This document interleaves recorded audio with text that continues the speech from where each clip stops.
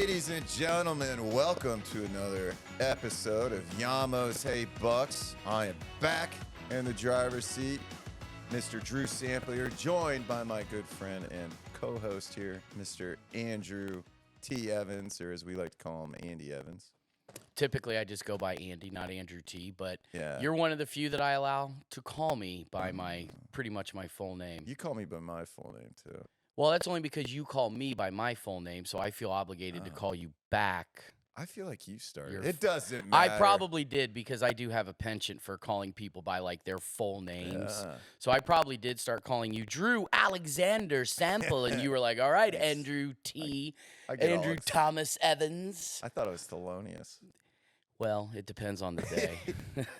Hey, we're just excited. What a game last night. Woo! What a game last night. I think at the end of the game, we were both, I was like, I don't know how we're going to do it here.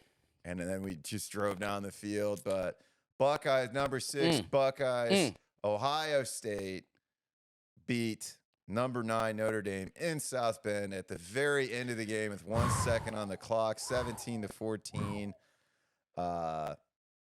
Thankfully, for the last 2 plays of the game, Notre Dame only had 10 defenders. Not our problem. Not our problem. Marcus Freeman was like, yeah, he tried to explain it, and he couldn't in his post-game press. He was like, yeah, we tried, and it just, yeah. That's exactly, not exactly, but that's basically how he answered it.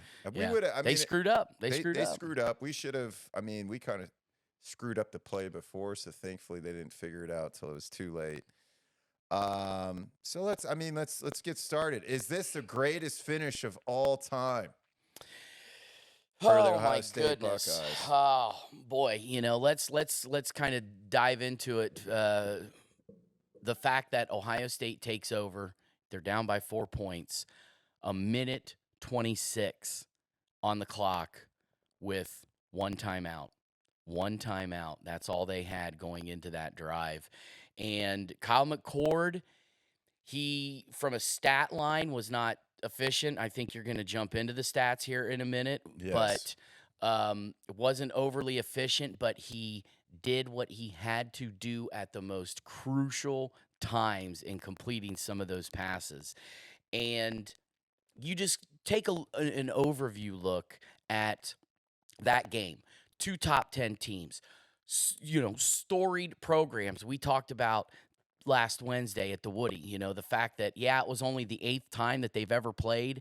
And those 2 teams, have been around for how long? Over 100 some years. Within 3 hours from each other, too. Within 3.5 hours of each other. And it comes down to a last second play to determine the winner. You couldn't have scripted that game any better. And of course, if you pay attention to the NFL, there are NFL players who say that the NFL is scripted. I don't think last night was scripted, but if you scripted it, you couldn't have scripted it any better than the result that we got. Is it the greatest finish of all time? My goodness. It's hard to dispute that it's probably not at least in the top 5. Yeah. Games right now that come off the top of my head, 97 Rose Bowl, Joe Germain leads the team down the field after Jake the Snake weaves his way into the end zone and scores a game or a go-ahead touchdown. I believe there was about the same amount of time left in that 97 Rose Bowl that Germain led them down the field and ends up hitting David Boston on a little out route in the end zone with, not a lot of time left to play. I want to say it was under, 20 seconds left to go. That was certainly a great finish. You'd be remiss if you don't mention probably 2 of the greatest games, in my opinion, of all time. Because I wouldn't put this game as one of the greatest, maybe it might be top 10, maybe, but there are so many Ohio State games out there. It would be tough to crack my personal top 10. But just the way they finished, I would say a top 5 finish. But as far as an overall game and the way that 2 of my greatest games of all time finished, you'd be remiss if you didn't mention 2016 Michigan double overtime, still to date the only overtime game between Ohio State and Michigan. The way Ohio State clawed back, they're down by 10 in the fourth quarter, and then they have to kick a last-second field goal, literally about 3 seconds left to tie it up, to take it into overtime, and then double overtime, and then JT 4th and 1. Did he get it? Did he not? There's always going to be that debate. But the way that they finished that out to win in double overtime was unbelievable. Like I said, one of my top 5 games of all time. And then, of course, the 2002, technically 2003 national championship game against Miami, double overtime, and they stopped Ken Dorsey from completing the pass at the goal line on 4th down. Same year, 2002, the Purdue game, they blocked the Holy field Buckeye goal at the end of the game. Well, no, that was the pass that Craig Krenzel completed to Michael Jenkins. There was That's right. like a minute some left, and it was 4th and 1. But didn't they get the block field goal at the end of the game? No, I don't recall them. Blocking a field goal to they win. blocked something, No, I swear. no, but it was like there was like a minute and change left, a minute 15 or something like that, and 4th and 1, and Krenzel steps up in the pocket and bombs it down the field, and Jenkins catches it, and yeah, because that game finished 13-6. It was like a complete defensive battle. And Ohio State, yeah, that there's another prime example of an amazing finish. So, but I saw a stat on ESPN last night that said something to the effect, I believe it was like since 2000, this was one of only like 5 games, period, of not just Ohio State and Notre Dame games, like period. One of the only 5 games since like 2000 that has been determined within the last 5 seconds of the game where a touchdown was scored. Yeah, I watched the game with our mutual friend, a big Notre Dame fan. I didn't even think he was going to let me watch the game with him. Like, because he's like, I only want to watch with Notre Dame fans. Come on. All right, we'll watch it. And like, because he didn't think I'd be a jerk when I came over. Because I wasn't. I was just looking to see a great game. Right. And I had said before the game, like, if Ohio State wins, it's usually by 21 points. Like, it's not usually like a close battle. You're saying against with Notre the Buckeyes, Dame. like, Yeah. Well, I just even say in general, like, since post-Urban Meyer era, it's very rare that one of our games comes down to the wire. When we lose, we seem to lose like it's like we can't believe it's happening, but we're watching it happen. And when we win, it's because we get the momentum going. And man, that was the game I wanted. I thought it'd be triple overtime. I thought we were going to win by 2, and they said, oh, no, there's a second left. And it was like, oh, how crazy would it be if Notre Dame throws the ball down the field, there's a penalty that extends the game, they get a field goal, and then it's overtime. But well, the fact that they had 1 second left, Ohio State still had to kick off. They tried to squib it, out of bounds. and it goes out of bounds and still crazy. gives Notre Dame one last chance. And I think Buckeye Nation, we're still holding our breath, obviously, right? Yeah. Like, oh my God, the adrenaline dump. There's 1 second left. Anything can happen, and they try this silly, hook and ladder stuff that never works out. Yeah. Suffice it to say, that probably goes down as one of the greatest,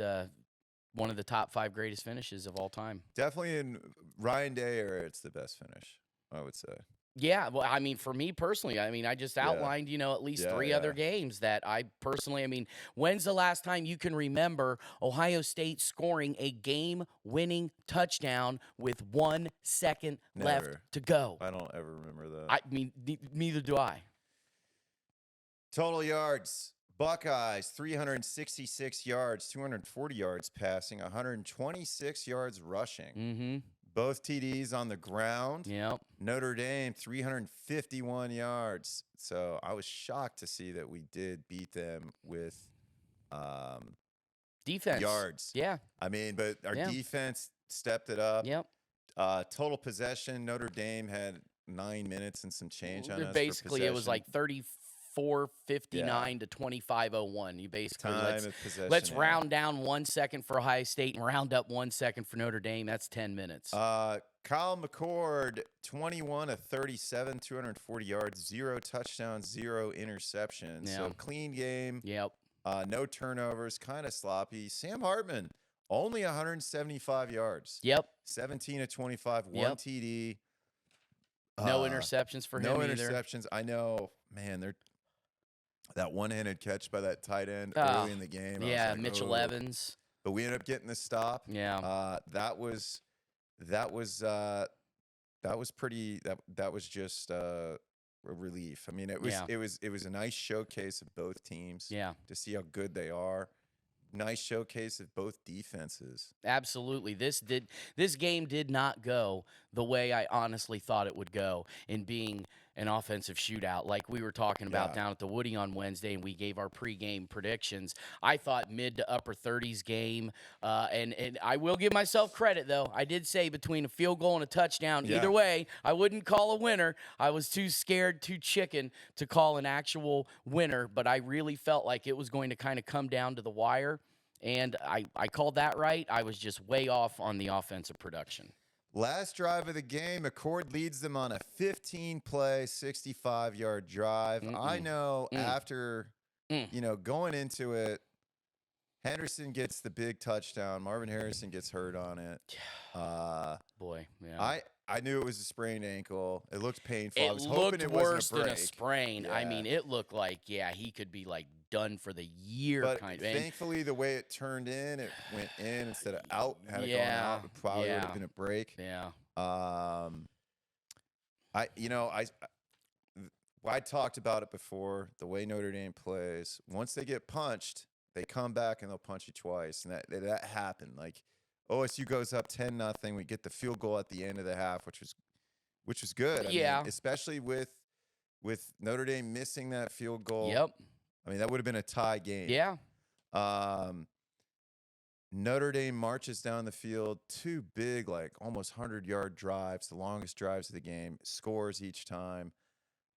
We get the ball back. I'm pretty scared. I'm just like, oh, this is not. Get the ball back with like 8.5 minutes to go. Yeah. And you're thinking, okay, get down the field, take up some clock, get down the field, punch it in, and then maybe that leaves Notre Dame with a minute-ish to go, but didn't work out that way. No. We end up punting. I'm thinking all Notre Dame has to do is get a first down. Defense steps up big. Defensive line. We got JT almost picking off the ball. Almost gives Sam Hartman almost gets intercepted for the first time of the year by a defensive tackle. Defensive end. Defensive end, yeah. But wouldn't have been the first interception of his career, neither. No.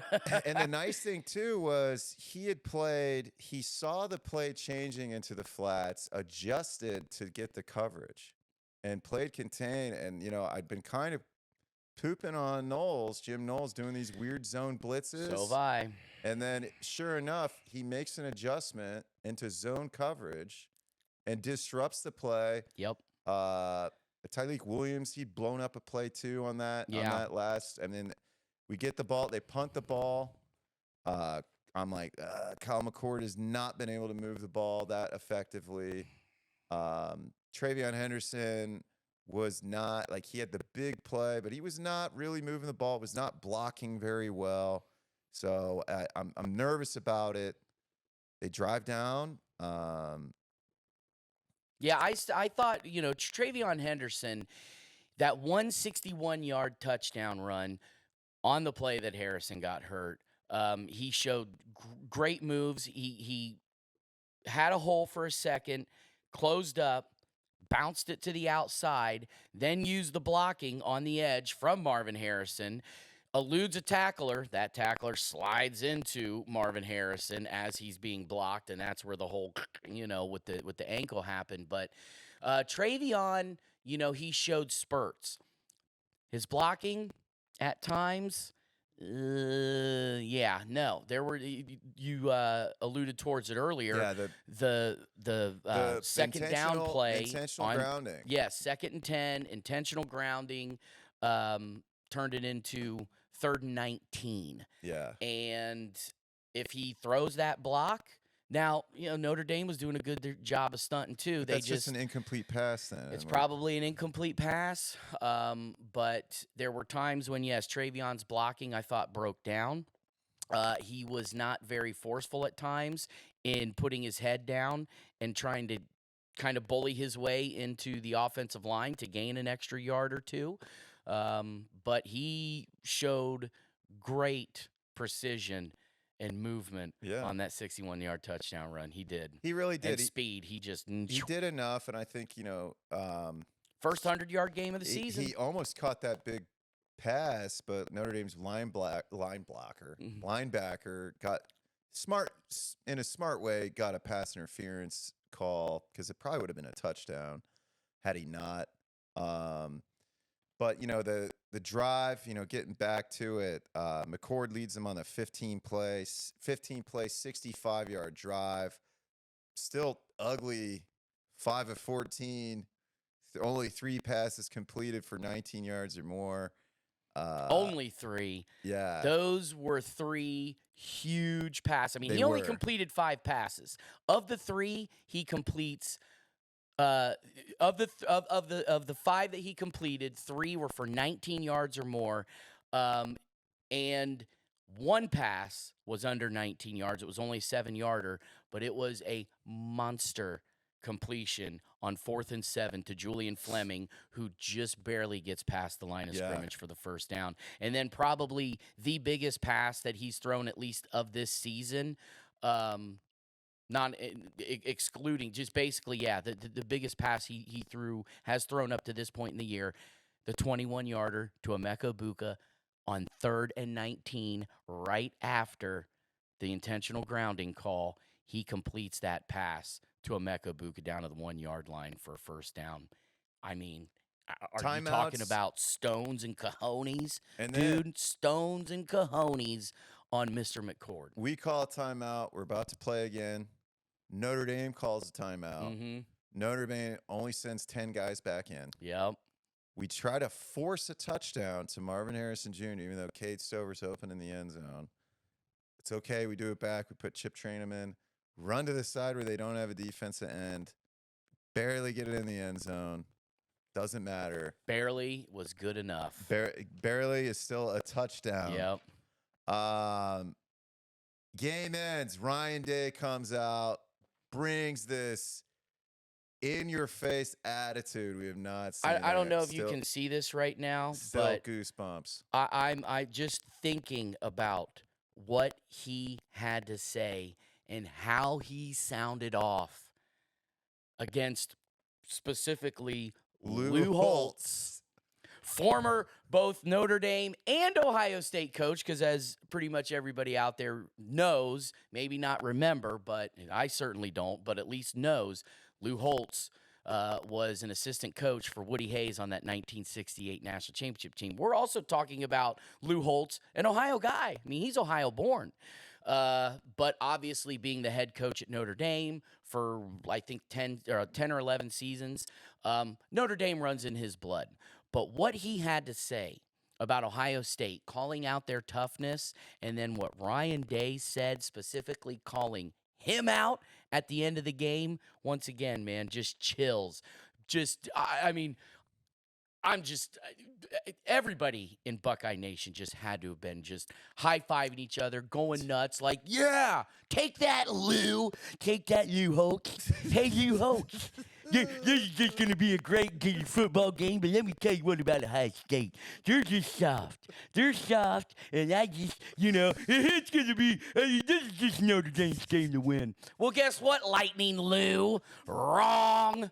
6th win in a row over the Fighting Irish now. Haven't won since 1936. Put that in your pipe and smoke it. And oh yeah, I'm sorry, Lou. Didn't you lose to Ohio State in 1995 and 96? Yeah, you did. And him and Ryan Brewer did kick the Buckeyes' ass 2 years in a row. Well, and they beat Jim Tressel and John Cooper. Yes, Jim Tressel lost his first bowl game for Ohio State too. Well, we're not talking about South Carolina. Screw them. I know. With Ryan Brewer, by the way. Yeah, Ryan Brewer. An Ohio guy, Troy, Ohio guy from Troy. He did. But yeah, still, that was awesome. I mean, seriously, though, what Ryan Day had to say, they're tough. This is a tough team. He absolutely, for this game, because let's face it, Ohio State fans, we needed to see that kind of resolve. and they put it together. They showed their toughness, and Ryan Day is absolutely right. And I'm not. I wouldn't be surprised if he used what Lou Holtz specifically said about their toughness as locker room fodder, especially going in with a minute 26 left and one timeout. Going, hey guys, you want old Lightning Lou Holtz to be correct? You want Lou to be correct?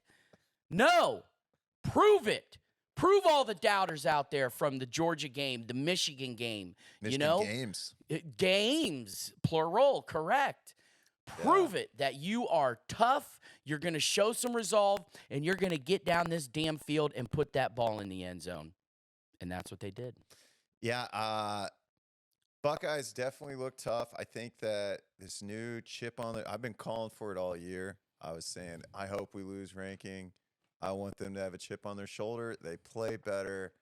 Maybe that was part of it too. I mean, I hope we still don't even jump that much. I hope we stay 5th. I'd be happy if we stay at 5. Let Texas 6. Get the hype. 6 would be ideal for me. Well, so you're saying they're 6th now. I say stay. Florida State won. I don't Texas think. won. Yeah, I mean everybody won that's ahead of them. Michigan won. So yeah. Keep them there. Yeah, no, I don't. Yes, Ohio State just beat a top 10 team on the road, but was it enough to jump them, ahead of USC, who won a big game yesterday?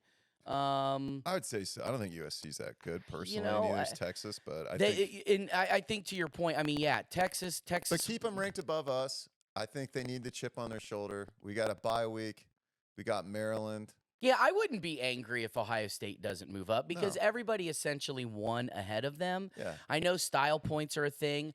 There's obviously the fact that you beat a ranked team against another team that may have had a poor showing that didn't beat a ranked team that was ahead of you. There are all these intangibles and whatnots to throw into the mix when you're deciding who's better than who.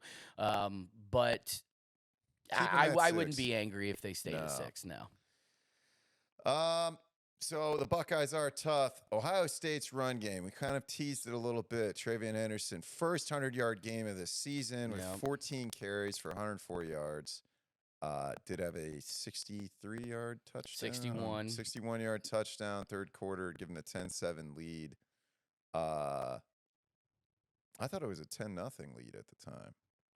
Because didn't Notre Dame score twice in a row? You're right. Yeah, my fault. 10-0. Yeah. Because then Notre Dame came down and just. My notes were wrong. I apologize. It's okay. You're right though. 10-0 lead. 10-0 lead. Yep. Running game go as expected, or are we wanting more? I said, and I didn't say this on the podcast. I didn't say this in our Wednesday post-practice recap. As we got even past Wednesday, we started getting a little closer to the game. Kind of Thursday, Friday came along. I'm starting to think a little bit more about it, and I know that sounds maybe crazy for some Buckeye fans to think like, dude, you weren't thinking about this game at the beginning of the season. Well, of course, but just kind of week by week, you have certain things going on. Maybe my mind wasn't completely focused even midway through the week on Notre Dame as much as I should have been, but as we got closer, Thursday, Friday, I really started kind of thinking, and it just all of a sudden kind of the intuition started popping into my head. And I'm like, you know what? If Ohio State puts together a run game where they run for more than 120 yards and 2 touchdowns, I'll be happy. Yeah. 126 and 2 scores. So honestly, it went it went better than expected, I guess you could say, from my standpoint. So I was happy because I don't think this is going to be a true smash mouth running team. It's just not. No. Okay? Ryan Day wants to throw the football. He's going to try and put Kyle McCord into situations where he is successful throwing the ball, and Ohio State's passing stats look tremendous, right? And it's kind of like, hey, if we get 125 yards and a couple of touchdowns a game on the ground. I think Ryan Day's happy with that. I really do, especially the way he's now using, which was a three-headed monster, now pretty much has turned into a two-headed monster with just Trey and Chip. Chop, Mayan Williams, I don't know, man. Dude's just completely taken a back seat the last couple of games. We saw him come out early in those goal line situations against Indiana, and now it's just kind of like, I think he got, one carry for like a two yards yesterday. We did the So- exciting red zone smash mouth, Chip Trayanum, Mayan Williams. I'm like, oh, let's see it happen. I was so excited about it. And Notre Dame punched us right in the mouth and said, no, thank you. You're not getting in the end zone with this look. And I was like, oh, poop. This is not Poop. Yeah, this isn't good. You just said They stopped us on 4th and goal. So am I happy with the end result? Well, and that play call, and that's that. Mayan Williams chop, 1 run, 0 yards the entire game, and that was on like 3rd down where they set him in to try and get him to punch the ball into the end zone. He couldn't. So what do? They send both Chip and Chop out on 4th down, and Kyle McCord, you've been harping on it. Play fake, play fake, play fake. Potentially one of the worst play fakes. Now, I'm sure it was probably designed that way. Yeah. Maybe we can't get on McCord too much about the actual way he pulled off the play fake, but it was just like he just faked it. He just kind of turned around. He, turned around towards Chop and just kind of barely faked it and then bootlegged out the other way. I mean, it was not a play fake that was convincing whatsoever.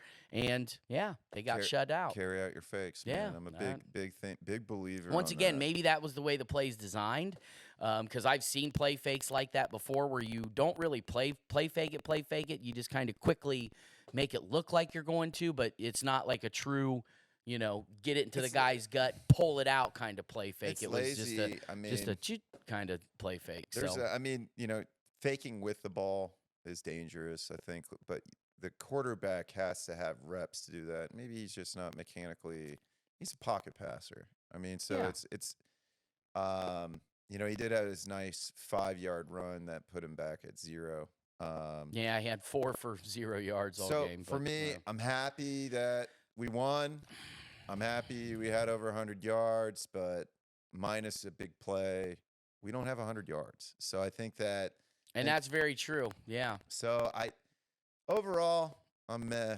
I think we won the game. We did what we needed to do, but not getting shut out in the goal line on 4th and goal.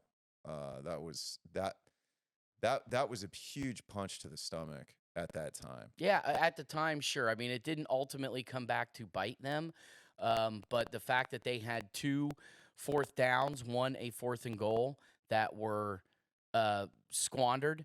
The other 4th down that they tried was a reverse to a Emeka Ibuka, which I'm like, what kind of play call is that? There was just some dumb calls that it's like Play calling I thought was suspect during this game. Yeah. Once again, suspect. Now, too cutesy. there were some cutesy. You're right. They got kind of cutesy at times when they shouldn't have gotten cutesy, like that fake to or the reverse to Emeka Ibuka on 4th and 1. Run that on like a 1st and 10. Yeah. Run that on a 2nd and 7. Don't run that on a 4th down because Notre Dame was completely expecting it and was right there to swallow it up. Yeah, run Trayanum, run Mayan Williams just right up the middle. Well, and that's essentially what they did to win the game. To win the game. Yeah, hey, let's quit this cutesy crap. Let's just give it to our bowling ball and let him put his head down and get into the end zone. Defense holds Notre Dame to a season low. Had been averaging over 500 yards a game. Yeah. Safeties were huge. Yeah. Lathan Ransom, career high 13 tackles. Josh Proctor with 7. Yep. No turnovers or sacks, but 2 tackles for a loss. One came at the most important time on Notre Dame's next to last drive when they had a 14-10 lead. JT Tuimalau and Davidson Igbinosun team up for a 5-yard loss on Hartman that made it 2nd and 15. Seemed to put them in the hole. Yeah. I mean, overall thoughts of defense. Both defenses came to play. Yeah. Both defenses absolutely came to play. I mean, once again, I thought it was going to be mid to upper 30s shootout, and completely the opposite. So both defenses came to play. Ohio State's defense, I've been kind of questionable. We both have on Jim Knowles and his scheme. Um, he came. Let's face it. He came with the right game plan He really to did. to shut down Sam Hartman. I mean, you just said it, 175 yards. This dude was averaging like 265 yards passing a game. They held him to almost 100 less passing yards than what he was used to. He was like 265 yards a game and 4 touchdowns. They held him to 175 and 1. They didn't force any turnovers. Didn't technically get a sack on him, but they got that 5-yard tackle for loss there on that next to last drive that Notre Dame had. Technically, it was their last drive, but the one play where that was the one technically where they a drive, needed a but first down to yeah, win. and right where they needed to extend the drive, get a Tuimoloau and Igbinosun team up for a 5-yard tackle for loss to make it 2nd and 15. Then what happens on the very next play? Tuimoloau almost gets that pick, but at least he bats it down, puts them in a 3rd and 15, at which point they run, get a few yards, and then they're forced to punt, which then gives Ohio State the ball back with 1:26. But that defensive stand right there, that was the toughness that Ryan Day was talking about. Yeah. That was the toughness they needed to exude, and they did it. They had a lot of big stops too. I think they stopped. I didn't feel so bad when our super goal line offense I thought was going to be unstoppable that got punched in the face. We had big stops too. I mean, Tommy Eichenberg jumping over, shutting down the middle. They tried to go on the outside. Yeah, that fourth. They tried to get a little stopped cute with the quarterback sneak, and Eichenberg read that perfectly. Yes, hopped over the middle because he was going to go up them. You could tell, but he read Eichenberg coming over, and he was like, and he tried to bounce it outside, and Lathan Ransom. Oh my God, Lathan Ransom. Yeah.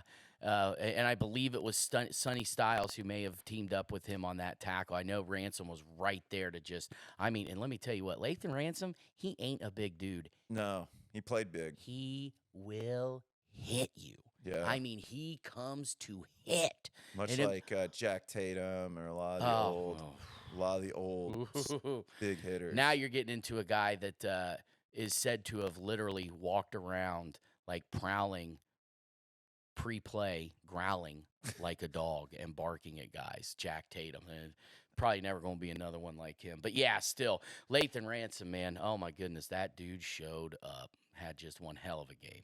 Defensive line, did they play better, worse, or about the same? I think they. You look at like the stats, and JT, like 6 tackles, half for loss, had the pass breakup, played monster on that next to last Notre Dame drive. The one guy, Tyleek Williams, Michael Hall, you were mentioning Tyleek. He had a tackle for a loss. Mike Hall was in there making a couple of stops. I thought he had a pretty good game. The one guy that, man, I hate to say this because I really have still such huge expectations out of him, and I'm not sure what's going on. I don't know if the whole Jack thing last year screwed him up, and even kind of doing the Jack thing for the first couple of games this year screwed him up. But Jack Sawyer just, I saw very little effort out of him, and I hate to say that, man, because coming from a personal standpoint, actually, I kind of got to meet Jack Sawyer on a personal basis, actually, one time through the Score on Air network at the Ohio Media School, which our producer, Adam Dell, knows quite well, because he was there with me at the time, and he was actually able to pull Jack in for a personal interview at the school, and it was one of the greatest stinking interviews we've ever done, at least to my personal opinion at the Ohio Media School. There are probably people out there who disagree, but getting a guy at the time like Jack Sawyer, who was such a huge recruit, in for an interview like that, and just the way he came off, he was such a great kid. You could just tell. I mean, he's a man now. He was a man back then, but he was still a senior in high school, so I say kid. At any rate, that game out of him, I just did not see full 100% effort. You look at the stat line, he had 1 tackle. Almost had 2.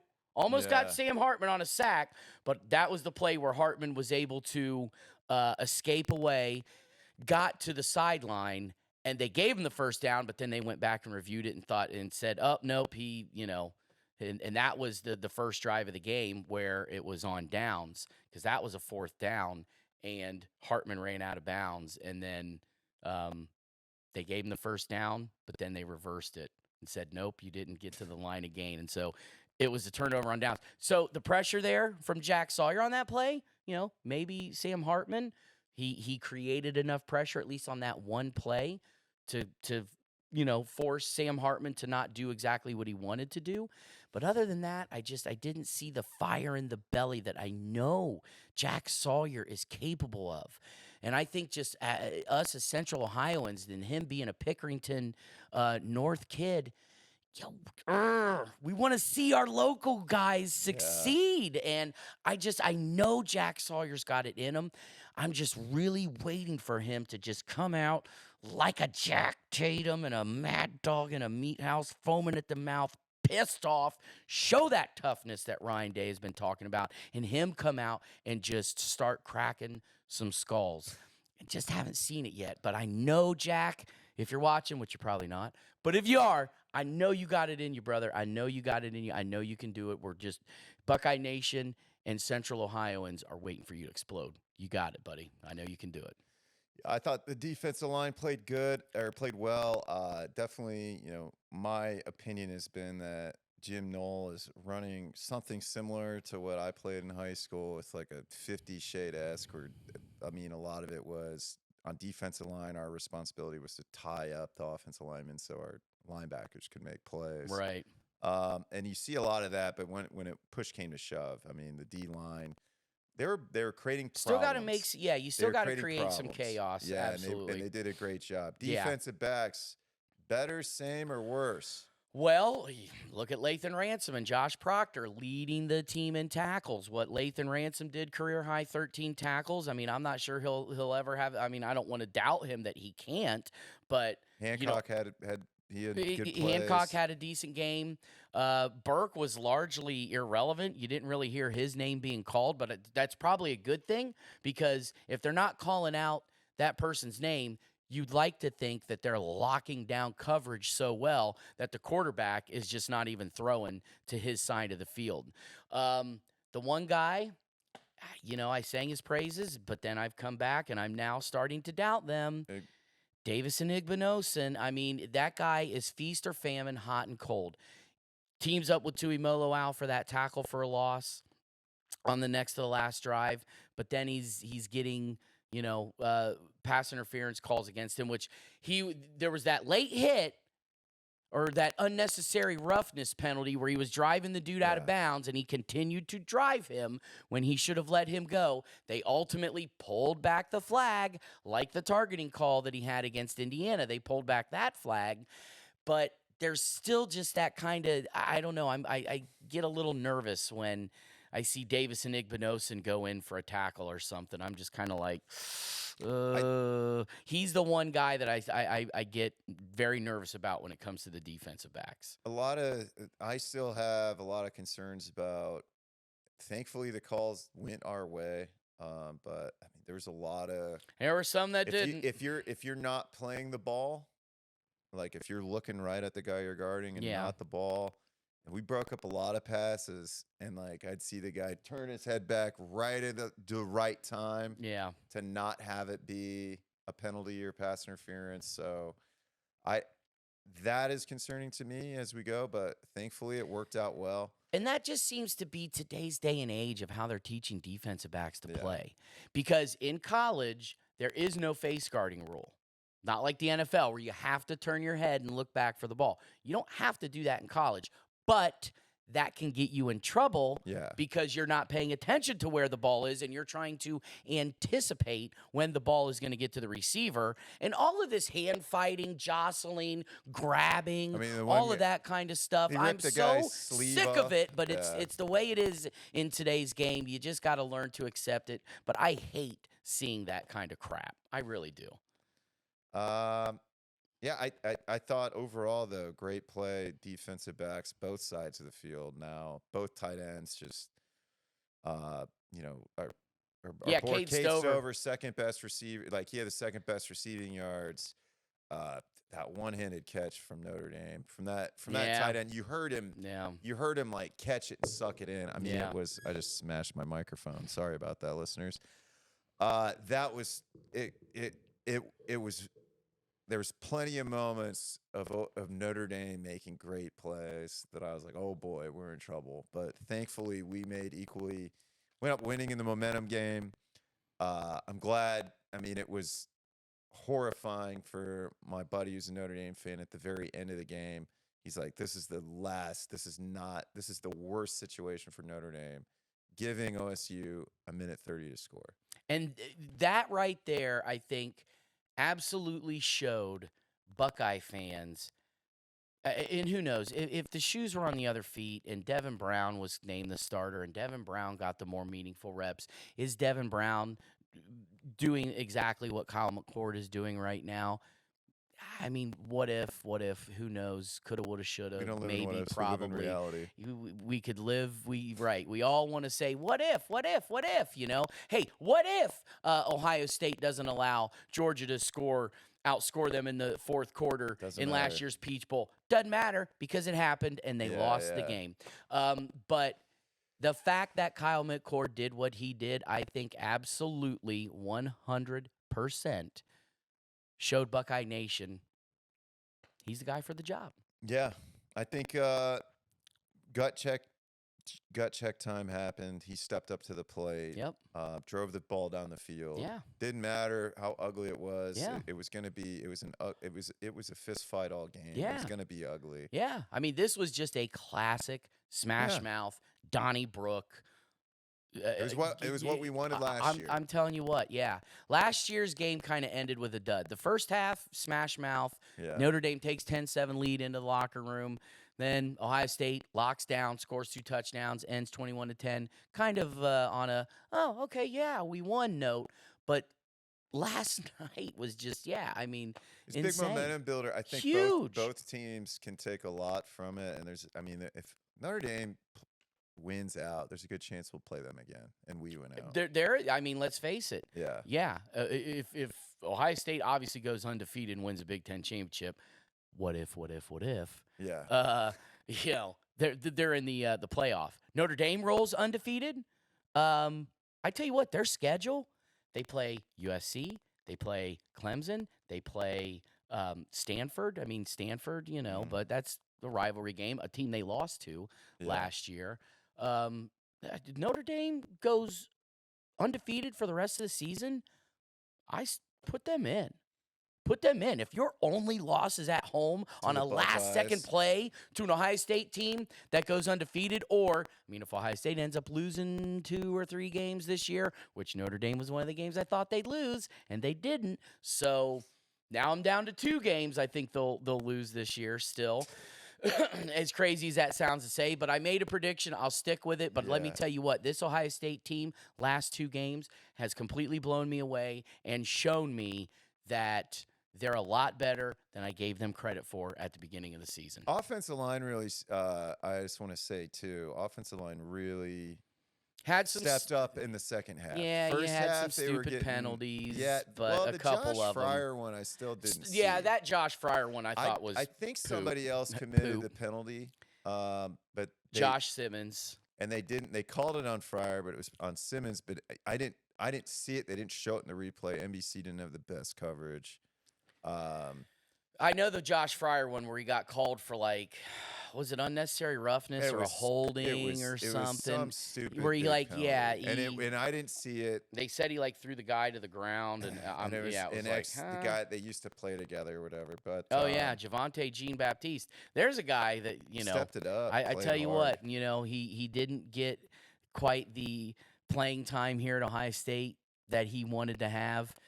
Super senior decides to go over to South Bend because they needed a defensive end, and it's great to see him succeed for the Irish. Granted, it's for another team, but the fact that he had a hell of a game yesterday and has done what he's done so far this season, that's good to see. Next up for the Buckeyes, we got the bye week. I think it's a much-needed bye week. Much-needed bye week. Let me tell you what, I love the fact that they got the first 4 non-conference games, Indiana, yeah. 3, yeah. So they technically start the season, but then they get in the Big Ten, get the next 3 non-conference games out of the way. Then after what they just went through yesterday, and you could tell, I mean, on the schedule before the season even began, the fact that, okay, they've got this bye week after the Notre Dame game, you knew would probably be a good thing. And then seeing what just happened last night, the way that game went, the physicality, just the mental grind that Ohio State had to go through to win that game, having this next weekend off, huge for this team to regroup, and especially huge for a guy like Marvin Harrison. Let's hope I don't know. I mean, that sprain is probably going to come into play, but I didn't think that he was going to come back into the game last night. But they taped up his ankle, and let me tell you what, a dude, mental grind, mental toughness, Marvin Harrison Jr., man. He's definitely in pain today. I think, whenever you get that ankle sprain, it hurts right off the bat. But if you can tape it, you can play through it. It hurts to walk, but you can actually run through it. He probably needs the rest. But, I mean, if he can't play against Maryland, thankfully we have Maryland at home. Maryland's way tougher in Maryland. They just smashed Michigan State. 31-9. Yeah. So I don't think it's going to be a walk in the park. Let me tell you what, that Talia, Tua Tagovailoa's younger brother, the kid's a real deal. He's on Maryland. He's Maryland's starting quarterback. He's a handful, and he was a handful for Ohio State last year in Maryland. Heck, Ohio State needed a strip sack for a score last year on Tagovailoa in the end zone to make it look more convincing of a win than it actually was. But Maryland gave Ohio State fits. To your point, though, it was in College Park. It's over here this year. Yeah. But let me tell you what. They play us hard at home. Every team in the Big Ten does. I mean, every team's going to play Ohio State tough for the most part, right? Absolutely. Yeah. So I think, overall, I'm really happy with where we are. I think that was the game I wanted to see. This was the test. Yeah. This was the test, Drew. Yeah. This was the game that Buckeye Nation is going, okay, how for real are you, Ohio State? How tough are you, Ohio State? They answered the bell. Period. We're undefeated. Anything else to add before we wrap it up and end the show? Nah, man. It was an awesome game to watch. The fact that Ohio State in our lifetime is still undefeated. And yeah, if you guys couldn't see, this is an actual 1995 collector's edition. Make sure you show that collector's edition hat. Look at the straps back here and how look at the sweat stains. Where oh God, yeah, dirty. And this hat's been probably washed 2 or 3 times. It's all broken up, busted. But my mom got this hat for me. I believe it was for my birthday in 1995. When Ohio State played Notre Dame for the first time in 59 years.